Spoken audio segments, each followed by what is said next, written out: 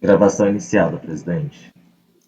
Obrigada. Então, estamos aqui continuando o julgamento da nossa primeira sessão da reunião de julho de 2020. Nós estamos no dia 27 de julho, na parte da manhã. Então, interrompemos o julgamento e vamos agora retomar a sequência, que vamos então para o número 8 da pauta, que é de relatoria do conselheiro Pedro Paulo, certo? Certo. E o interessado é Realiza Construtora Limitada, e é um embargo de declaração, embargo da Fazenda Nacional. Isso, então o embargo da Fazenda Nacional, aqui é um processo que a gente julgou em agosto do ano passado. Aqui foi um erro, enfim, erro é erro, e eu acabei induzindo também o colegiado a erro, né? Aí eu digo assim, a embargante aponta contradição e omissão no acordo embargado, que teria partido de premissa equivocada para não conhecer do recurso especial.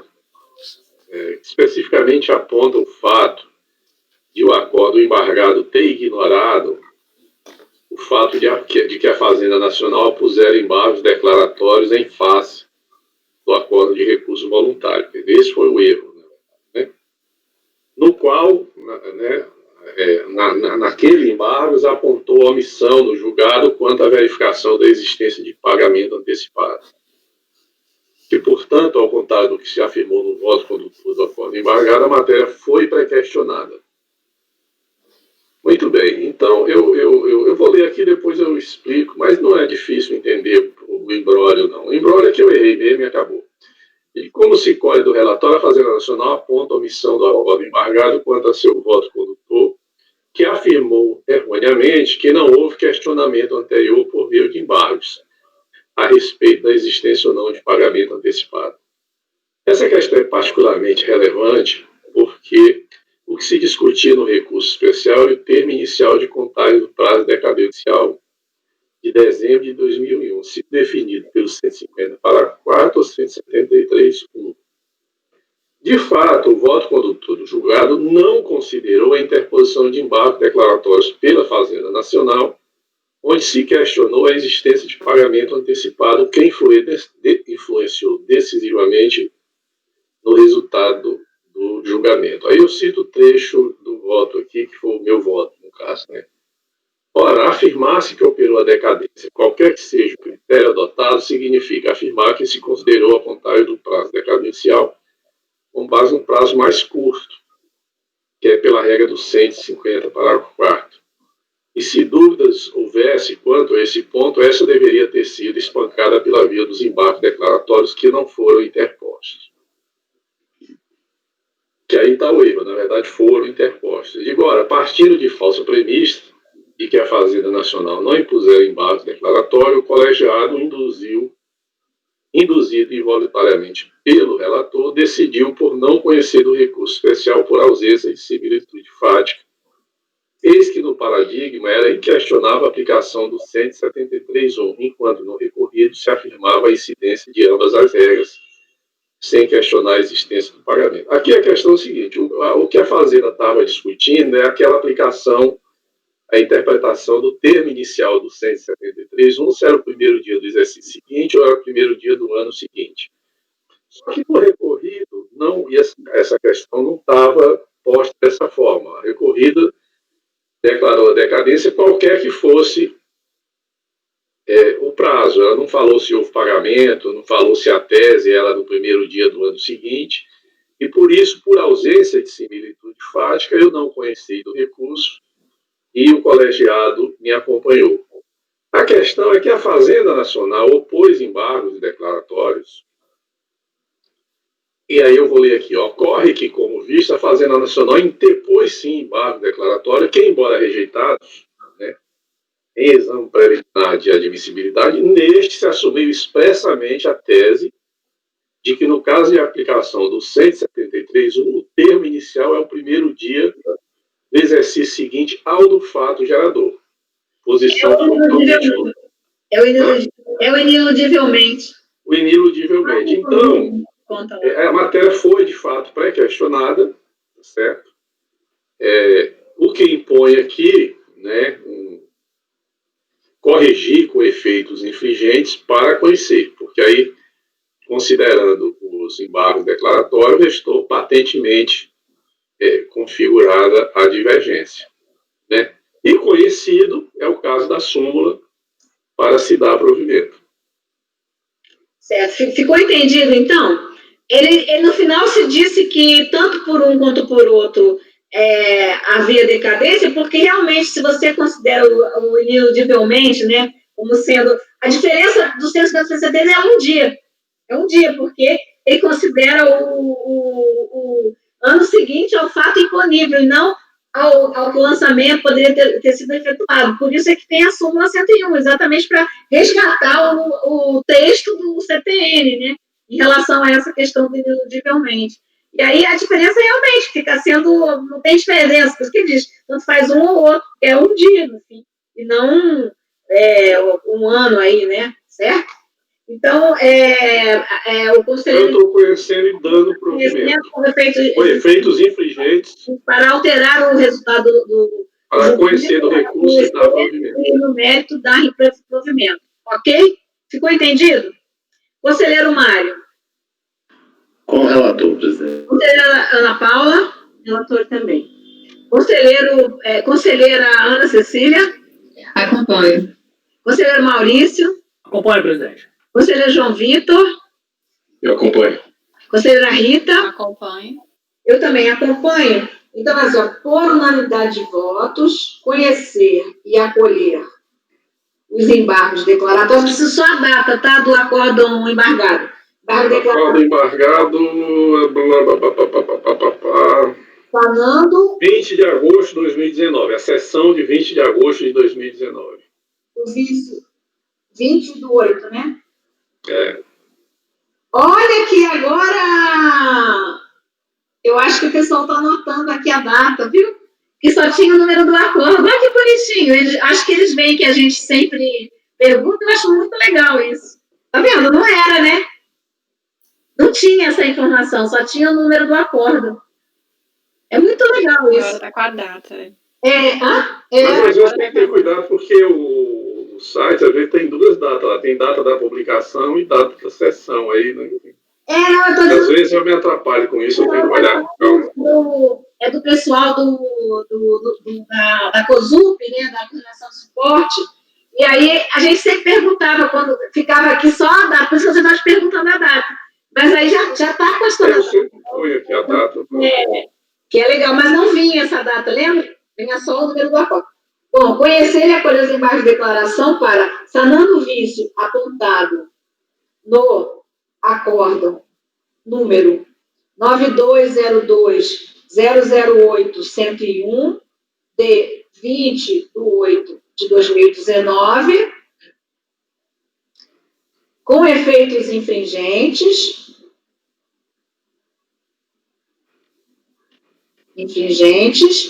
alterar o resultado para, por unanimidade de votos,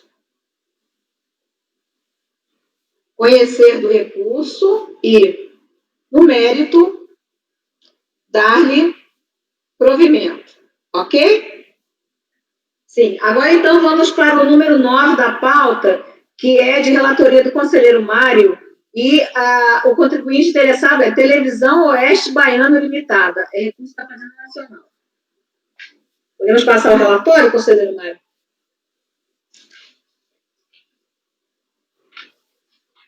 O processo já está aí na pasta, é um caso também de decadência, tá? E aí também está relacionado à questão da aplicação da súmula CARFIS 101, e eu vou passar direto ao voto, presidente.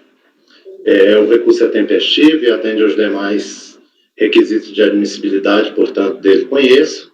Na sequência, eu faço alguns apontamentos sobre a questão das contrarrazões apresentadas pelo contribuinte, que foram apresentadas fora do prazo, para dizer que eu não estou conhecendo dessas contrarrazões, não tomei conhecimento dessas contrarrazões e passo ao mérito. A matéria devolvida à apreciação deste colegiado refere-se exclusivamente à contagem do prazo decadencial, quanto da aplicação do inciso 1 do artigo 173 do Código Tributário Nacional.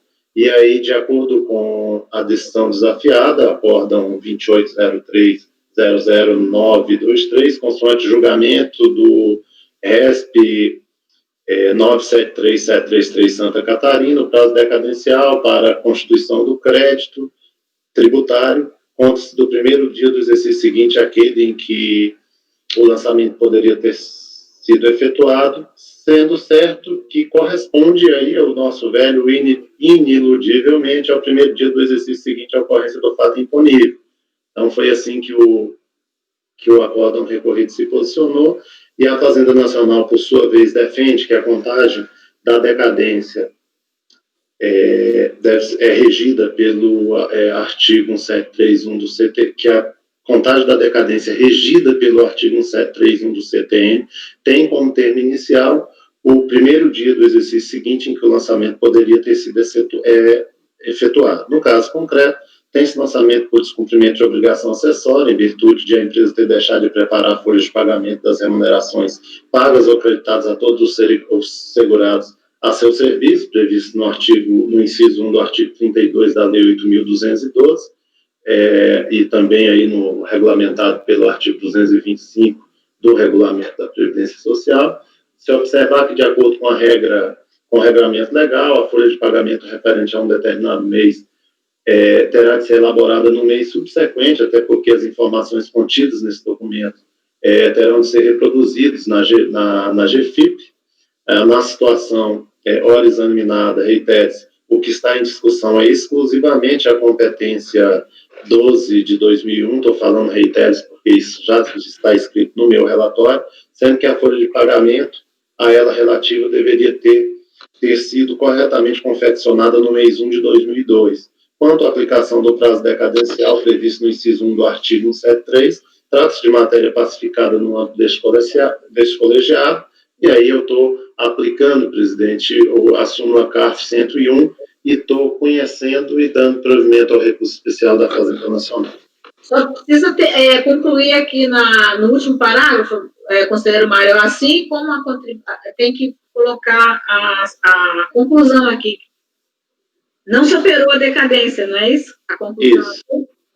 Desse modo, eu coloquei, depois da súmula CARF, desse modo de conformidade com a súmula 101, em se tratando de obrigação acessória que deveria ser corretamente adimplida no mês 1 de 2002, tem-se que o desacordo do prazo decadencial foi 1º de janeiro de 2003. Nesse passo, o lançamento referente à folha de pagamento do mês 12 de 2001 poderia ter sido efetuado até 31 de 12 de 2007. Assim como a contribuinte tomou ciência do auto de infração, é só concluir isso. Não superou a decadência, é isso?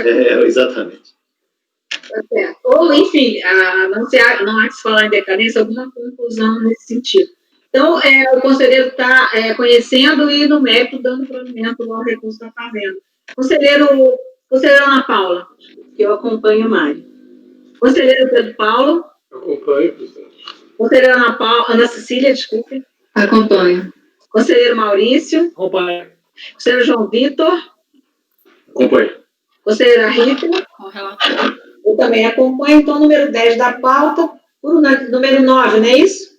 Número 9 da pauta, por unanimidade de votos, para receber recurso no mérito, dado provimento. Agora vamos para o número 10 da pauta, continua de relato. O interessado é transportadora pontual, logística e distribuição limitada. Também recurso da Fazenda Nacional. Ok, presidente, nesse caso o que se discute é a aplicação do 173 ou do parágrafo 4º do artigo 150 do CTN. Aí eu vou direto ao voto para tratar inicialmente uma questão de conhecimento. E na minha opinião, não existe similitude entre os acordos paradigma e recorrido. Então, o recurso é tempestivo, restando perquerir se atende aos demais pressupostos de admissibilidade. O artigo 67 do anexo 2 do regimento interno do CARF, vigente à época da aprovação do recurso especial, no sentido de que o recurso presta-se a divergência na interpretação da legislação tributária pelos diferentes colegiados que compõem o Conselho Administrativo de Recursos Fiscais. Não se pode olvidar que a divergência somente se caracteriza quando, perante situações fáticas similares, são adotadas soluções diversas em face do mesmo arcabouço jurídico normativo. Conforme especificado no relatório, no presente caso, tem-se a NFLD destinada à cobrança de contribuições previdenciadas decorrentes de divergência entre valores declarados em GFIPs e aqueles efetivamente recolhidos por meio de IGPS. A decisão recorrida declarou a decadência de parte do lançamento mediante a aplicação da súmula vinculante número 8 do STF, que declarou a inconstitucionalidade dos artigos 45 e 46 e decidiu que as contribuições previdenciárias estão sujeitas aos prazos decadenciais estabelecidos no CTN. E aí eu reproduzo uma parte da decisão recorrida, né, que está tratando aí da questão da aplicação do dispositivo do CTN, e passo de novo as minhas considerações. Dos trechos do acórdão recorrido acima destacado, é possível constatar que referido julgado aplicou ao caso em análise o parágrafo 4º do artigo 150 para a aferição da decadência, porque o colegiado ACOR entendeu pela existência de pagamento antecipado a partir da análise dos demonstrativos que compõem o lançamento. De fato, no presente caso, estamos diante de crédito constituído a partir da comparação entre valores declarados em GFIP e efetivamente recolhidos à Previdência Social por meio de GPS. Em situações como essa, via de regra, o que se apura são diferenças de contribuição, isto é, são situações em que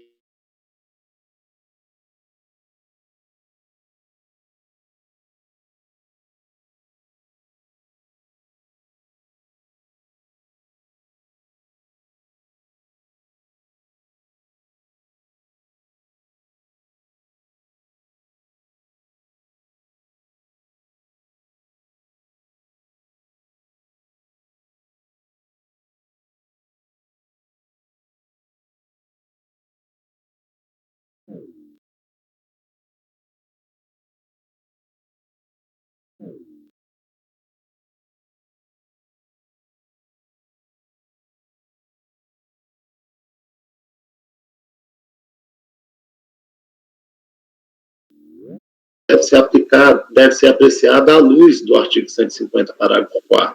O segundo paradigma, acórdão 201.81358, é exatamente no mesmo sentido, pois reconhece que, inexistindo pagamento antecipado, o prazo de decadência é de 5 anos, contado do primeiro dia do exercício seguinte àquele em que o lançamento poderia ser efetuado, ou seja, o inciso 1 do parágrafo do artigo 173 do CTN é ressalvado as situações dessa natureza. Em vista disso, considerando-se que o julgado fustigado aplicou o artigo 54, parágrafo 4º, em virtude da ocorrência de antecipação de pagamento, observa-se que, longe de representar interpretações divergentes, as decisões recorrida e paradigma estão em absoluta consonância, e diante do exposto, eu estou não conhecendo, estou deixando de conhecer do recurso especial da Fazenda Nacional.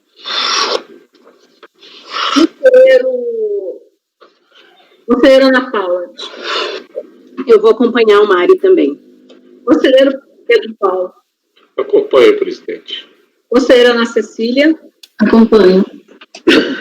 Conselheiro Maurício. Acompanho, presidente. Conselheiro João Vitor.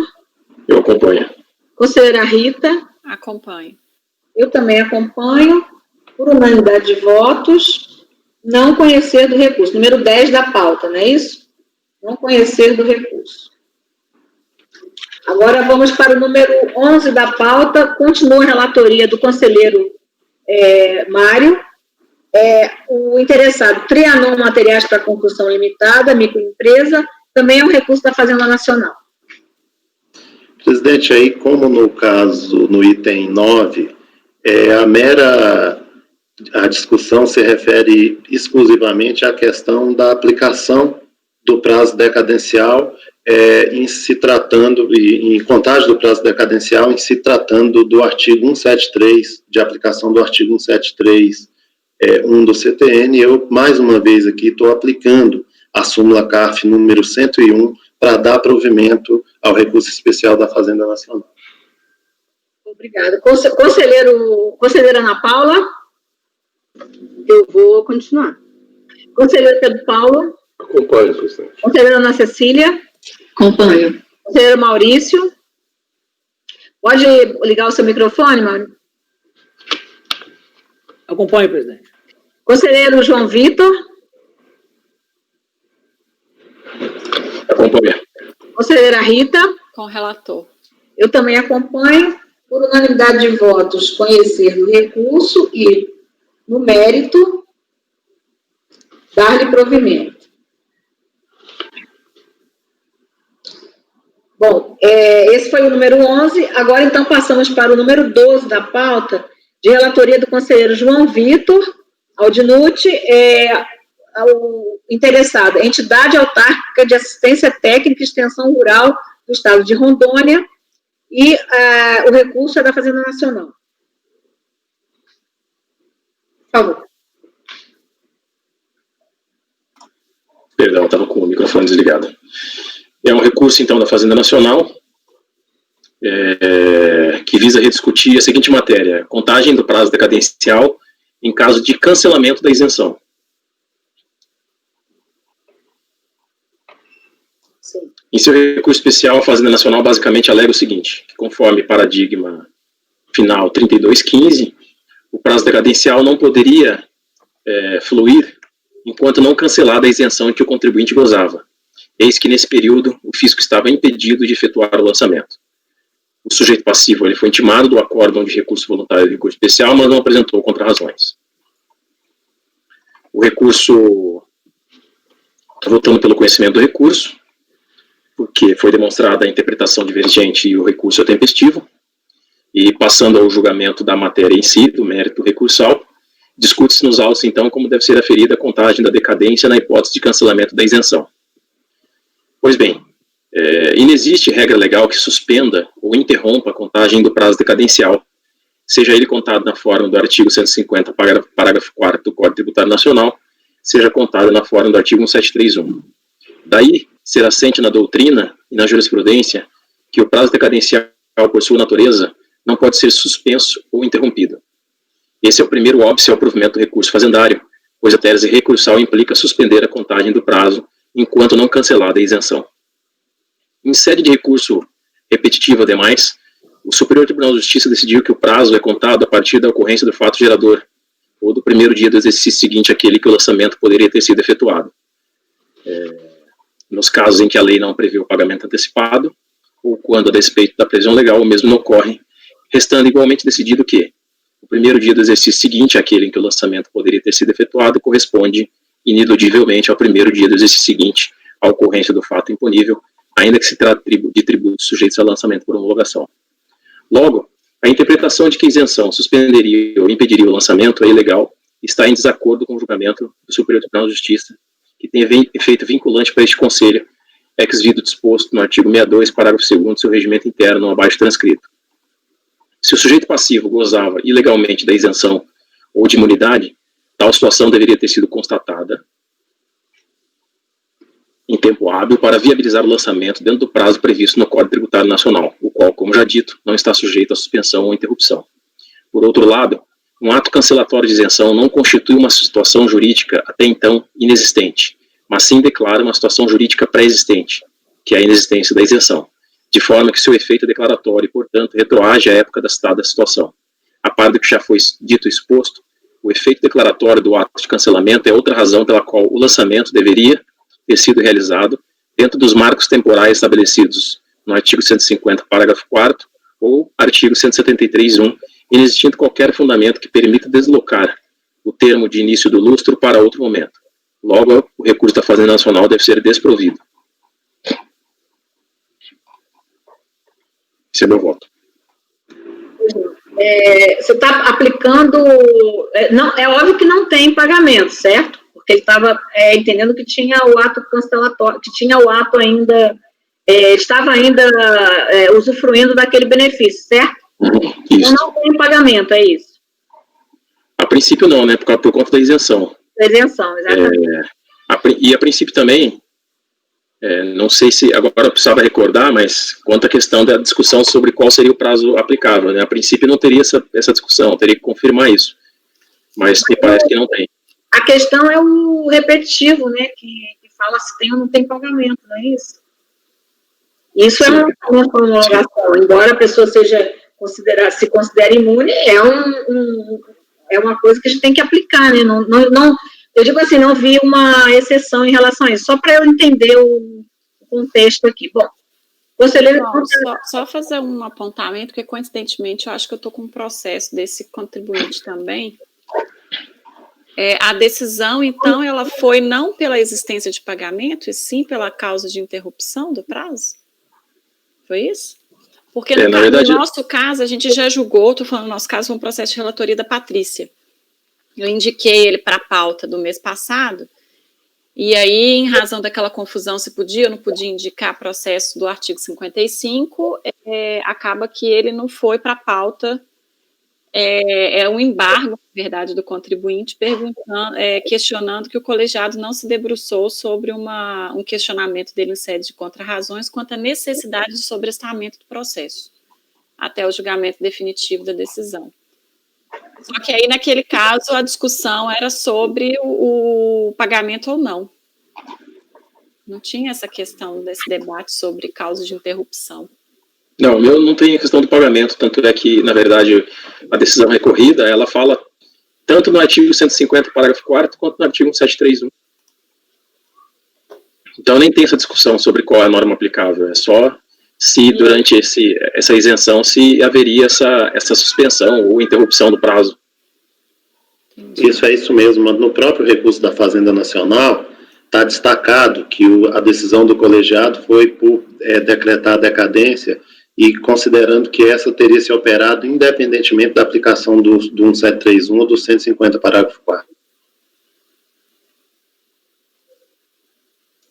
Obrigado, Maia. Independentemente de um ou de outro, mas é porque ele está... Aí eu operoso decadência com base em que aí eu tô... É porque ineludivelmente, porque fica a diferença de um dia. É por isso. Diz assim, não tem diferença entre um e outro, é porque com esse entendimento não tem mesmo. Só fica a diferença de um dia. Porque considera... Então a discussão aí seria só o dezembro aí, no caso? Eu creio que sim, né? O relator pode explicar melhor. Não tem discussão. Na verdade, pela decisão recorrida, tá decaída independentemente do prazo decadencial aplicável. É só a questão a única matéria devolvida na minha ótica é a questão da suspensão desse prazo enquanto perdura a isenção. Não tem competência dezembro, não há que se falar, que se cogitar disso. Aí eu não estou entendendo.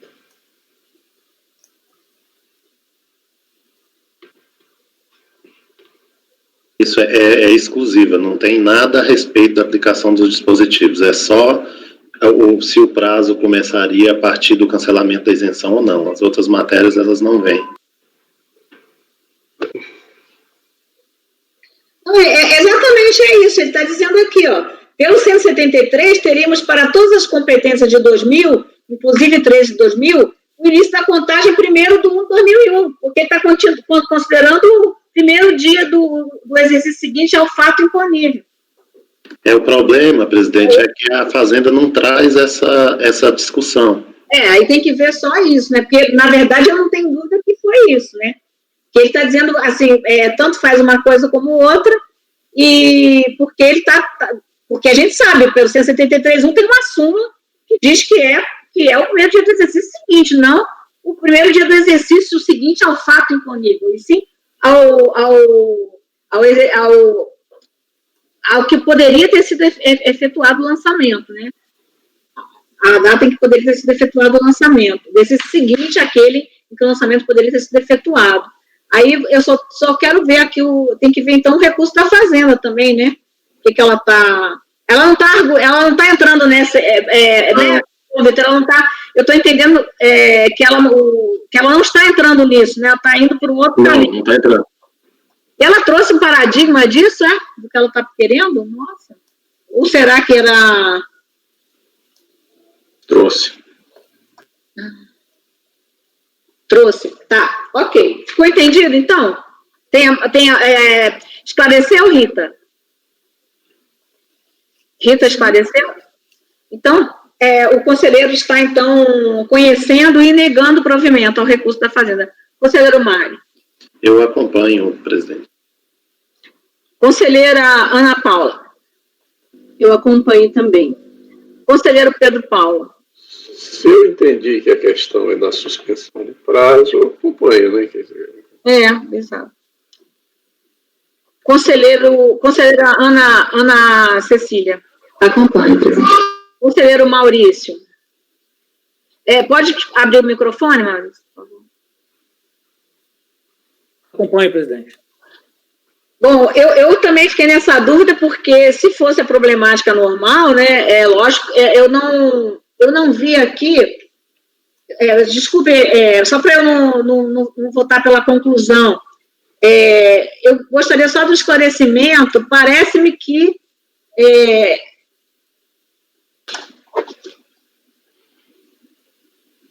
tá, suspensão ou interrupção.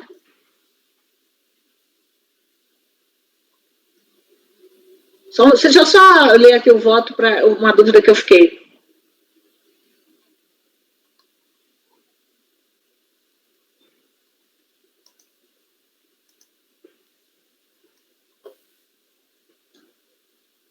Tá. Então, porque eu achei assim que em algum momento me pareceu que sua tese era de que, uma vez se tratando de imunidade, enfim, né, de uma comunicação que não tinha sido feita, né, de ato cancelatório, que ele não estaria sujeito a essa questão de ter ou não ter pagamento. Não é isso, né, que você está colocando? Não tem nada disso. Ok. Porque aí eu entendo que, nesses casos, não sendo essa discussão que a Fazenda trouxe, né, que a gente acho que nem tinha ainda tratado disso antes, mas aí continua sendo as duas hipóteses, né? Não se coloca nenhuma razão pela qual não teria havido uma antecipação de pagamento, certo? Aí seria só o fato de se entender, por exemplo, que no caso de uma imunidade, aí sim se dariam até um prazo maior por ser tá dentro dessa sistemática de uma benesse, né? Certo? Então, é só por causa do meu entendimento em outros casos. Eu, então, voto com o relator. É o número 12, então, da pauta, por unanimidade de votos, conhecer o recurso e, no mérito, negar-lhe provimento. Certo. Agora, então, vamos para o número 13, esse foi o número 12, né, da pauta. Vamos para o número 13, de relatoria da conselheira Rita. O interessado NET Rio Limitada, recurso da Fazenda Nacional também. Aqui a gente tem uma discussão, é um recurso especial da Procuradoria também, contra a decisão que, aplicando o artigo 173, inciso 2 do CTN, entendeu pela decadência do direito de relançar, porque o novo lançamento se deu depois de 5 anos da publicação da decisão. Defende a União que a decisão só se torna definitiva a partir de ultrapassado o prazo de recurso. Contra razões do contribuinte pelo não provimento, implicitamente ele acaba até concordando com a tese da Fazenda Nacional, mas destaca que, mesmo adotando como data o fim do prazo recursal, aplicando os 5 anos, haveria sim a decadência. Eu passo ao voto, que lá já tem uma explicação também do contexto. O recurso preenche os pressupostos de admissibilidade deve ser conhecido. Conforme exposto, trata-se de recurso especial interposto pela Fazenda, contra o entendimento da turma ACO acerca do momento em que resta caracterizada a decisão definitiva para fins de aplicação do artigo 173, inciso 2 do CTN, o qual possui a seguinte redação, transcrevo para os senhores. No caso concreto, o lançamento original foi anulado por vício formal, situação que ensejou a lavratura de novo auto de infração para exigência de contribuições previdenciárias devidas em razão da caracterização de cessão de mão de obra. Segundo descrito no relatório fiscal de folhas 30 e seguinte, o novo lançamento, para fins de aplicação do artigo 173, inciso 2, considerou o prazo de 10 anos previsto no artigo 45 da Lei 8.212 e tomou-se como referência a data da prolação do acórdão pela segunda Câmara de Julgamento do CRPS, que foi de dia 13 de 12 de 99. Considerando o prazo decenal ainda vigente quando da lavratura do presente processo, não havia, na época, dúvidas quanto à regularidade da exigência fiscal. A situação somente tomou relevância a partir da consolidação do entendimento do STF por meio da súmula número 8, que fala que são inconstitucionais, então, o artigo 45 e 46 da 8.212. Com este novo cenário e adotando a mesma data utilizada pela fiscalização, 13/12/99, data da prolação do acórdão que anulou o lançamento originário, entendeu o colegiado recorrido pela decadência integral do crédito tributário. A recorrente defende que esta data não está correta. Para a tese recursal, a decisão que anulou o lançamento originário somente se tornou definitiva após o transcurso do prazo recursal 30 dias após a ciência do contribuinte da decisão anulatória. Com razão, a recorrente. Da interpretação conjunta do já citado artigo 173, inciso 2 do CTN, com o artigo 42 do Decreto 70.235, as decisões se tornam definitivas a partir da data em que não é mais possível a interposição de qualquer tipo de recurso. Cito a redação do artigo 42. A decisão anulatória foi proferida em 13/12/99 por câmaras de julgamento do CRPS, instância competente para julgar os recursos especiais interpostos contra as decisões proferidas pelas juntas de julgamento. Embora a última instância, o que poderia levar à aplicação da primeira parte do artigo 173, inciso 2 do CTN, devemos destacar que, como toda decisão, ainda era possível a interposição de embargos de declaração no prazo de 30 dias, segundo as regras do regimento interno daquele órgão. Assim, pode-se afirmar que a data em que a decisão anulatória tornou-se definitiva foi 12/1/2000. Entretanto, como bem destacado pelo contribuinte, independentemente da data utilizada, 13/12/99 ou 12/1/2000, a decadência quinquenal fixada pela súmula número 8 já estaria caracterizada. Adotando a última data e aplicando o comando do artigo 173, inciso 2 do CTN, o termo final para a realização do novo lançamento seria 13/1/2005. Entretanto, a intimação pessoal do contribuinte acerca do novo lançamento se efetivou em 30/8/2006. Diante do exposto, conheço do recurso para, considerando as datas envolvidas, negar-lhe provimento. Ok. Conselheiro Mário.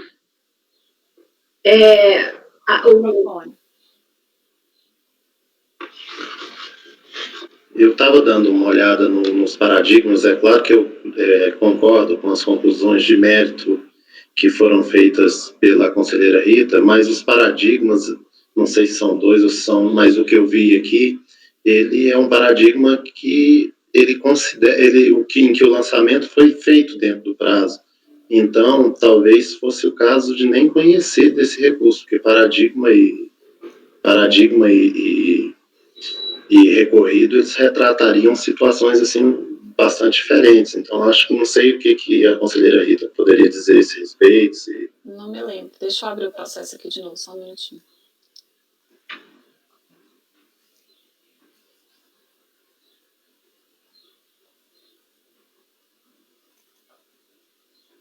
Eu acho que aí a divergência... Você já olhou, Mário? Porque eu não lembro nesse processo. Eu vou até citar aqui ler um pedacinho dele que está no recurso da Fazenda.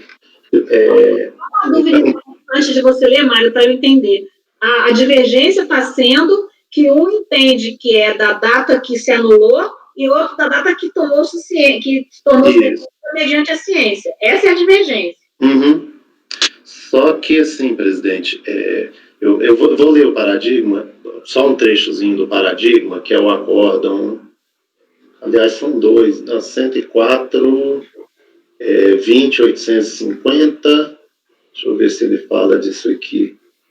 Não sei se fala, mas tem um aqui que diz assim, se o recorrente tomou ciência do acordo que anulou o lançamento anterior por vício formal, tornando definitivo o acórdão 30 dias após a ciência pela não interposição do recurso pelo contribuinte, e a ciência do novo lançamento ocorreu em 22/4/2003, não há por que se falar em decadência do direito que a Fazenda Nacional constituir o crédito tributário. Me parece que é só esse paradigma.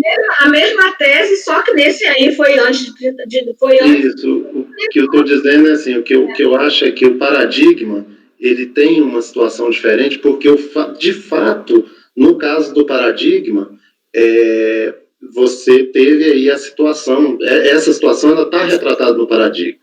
Pois é, e no recorrido ele considerou a data do julgamento. Eu acho que é justamente essa divergência, né? No recorrido Enquanto ele no fala recorrido- que a data que você tem que considerar para Sim, não, você está de certo. anulação do primeiro acórdão é a data do julgamento. Que a Uhum. Fazenda quer que seja 30 dias depois. Isso, porque independentemente quando da tese, não está certo. O fato dele considerar lá. Desculpa, mas é um recurso que não tem utilidade.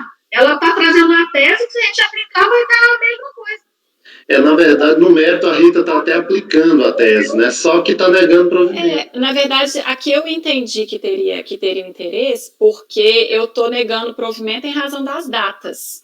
Sim. Né? Aí, quando ela diz lá, quando ela traz um paradigma que diz que tem que ser 30 dias, tem que ser a data que tomou ciência, 30 dias depois, né, ultrapassado o prazo se ele não interpôs recurso.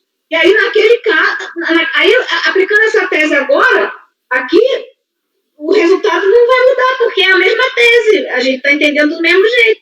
Mas é porque eu acho que lá, aqui só muda porque a Rita está aplicando já a súmula 8, né, Rita? Os 5 anos, né? Lá não mudaria se aplicasse tal como fizeram lá atrás, né, os 10 anos. Mas aqui só deixou de ter utilidade depois que ela entrou no mérito e ela aplicou de ofício a súmula 8, né? Sim. Até então tinha se continuasse aplicando os 10 anos, teria utilidade, né?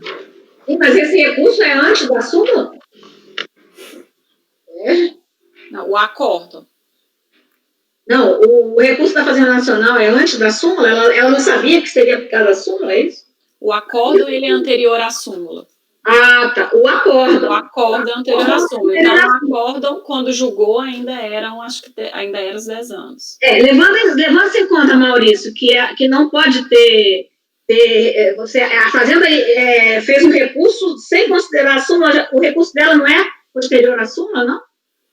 É posterior, sim. É de 2013 o recurso. Desde 2013, essa súmula é de 2008 ou 2009. Bom, eu não sei, eu acho uma coisa meio... Parece meio aquela questão que você viu do outro processo que não tem pagamento, que ela recorre, mas tem, os dois têm aí.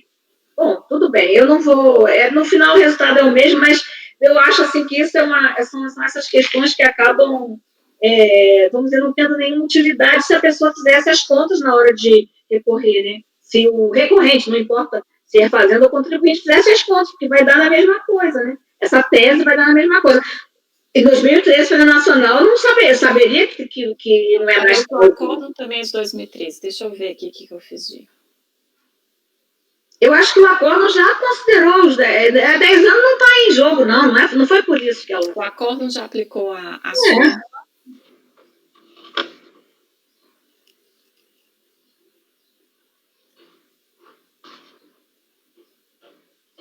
Se você está fazendo a mesma coisa, ela está trazendo um paradigma para dizer que isso aí mudaria o resultado.